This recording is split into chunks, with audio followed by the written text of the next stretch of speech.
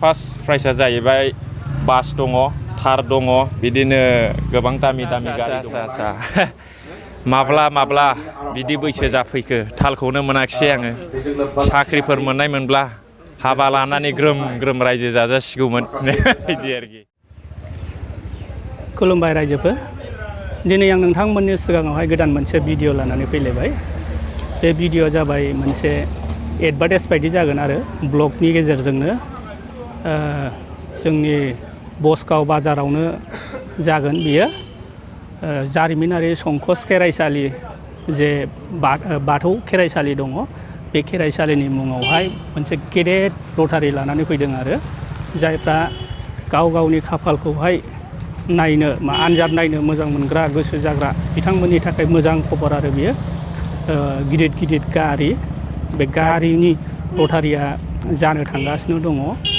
फैगौ आगष्ट दाननि जोबथा बा 30 खालारावहाय बे खेलाया जागोन आरो ओमफ्राय बे खेलाखौहाय दिनै अपेनिं खालामनाय जाबाय। संकस बाथौ खेराइसालिनि मुङावहाय होनाय जे लटारि खेला, बे लटारि खेलायावहाय मानगोनां मुंदांखा आर्टिस्ट प्रेक्टिकेल बसुमतारिया फैनानै नोंथांमोननि सिगाङाव मा बुंलांखो बेखौ आं नोंथांमोननि सिगाङावहाय लानानै फैबाय। नोंथांमोना नायलांबाय थाबानो जाबाय।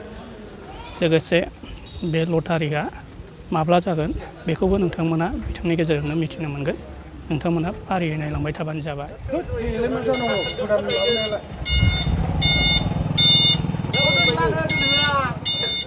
लटारिनि हेडक्वार्टारा जाबाय रायमना, कसुगाव, गसाइगाव मोनथामजों थांग्रा लामा जे थिनालि बसगाव हाइ स्कुलनि साखाथियावनो आरो नोंथांमोना बेयाव फैनानै खबर लाफैनो हागोन आरो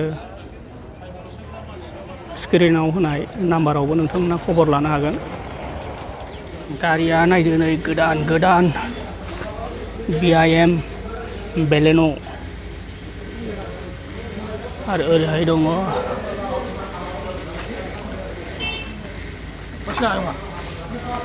grand भिटारा,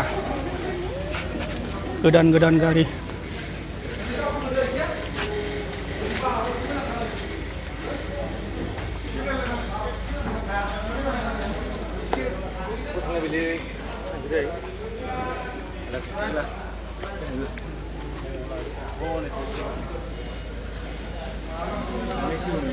Alto,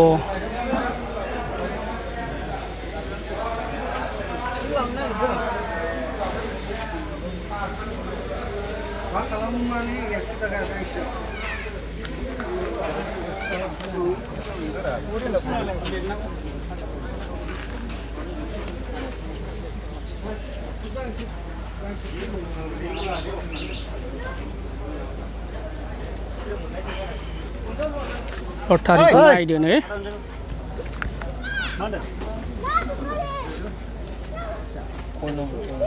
development of historic संकस बाथौ खेराइसालि।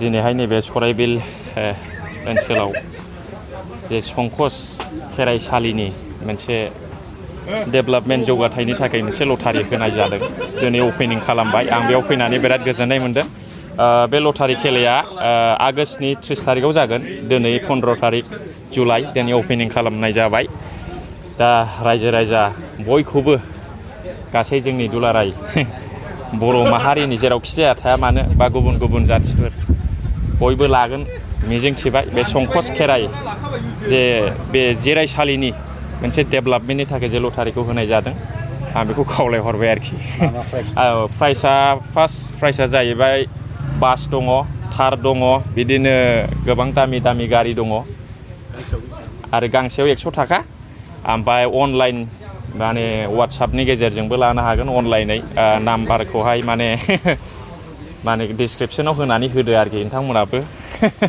आरो बे कुपनखौ नुयोब्ला बे कुपनाव नाम्बार होनाय दङ बेफोरखौ बे कुपननि नाम्बारखौ लानानै अनलाइनबो टिकेटखौ दाननो हागोन आरोखि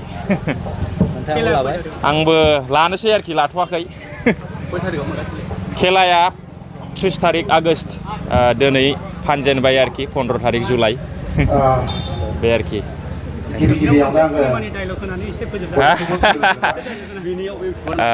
सिनेमानि डायलगखौथ' आं दा बोरै हथात होनबावनो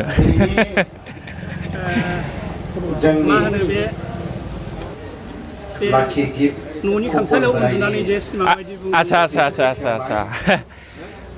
माब्ला बिदि बैसो जाफैखो थालखौनो मोनाखिसै आङो साख्रिफोर मोननाय मोनब्ला हाबा लानानै ग्रोम ग्रोम रायजो जाजासिगौमोन बिदि आरोखि दे हामबायसै थेंक इउ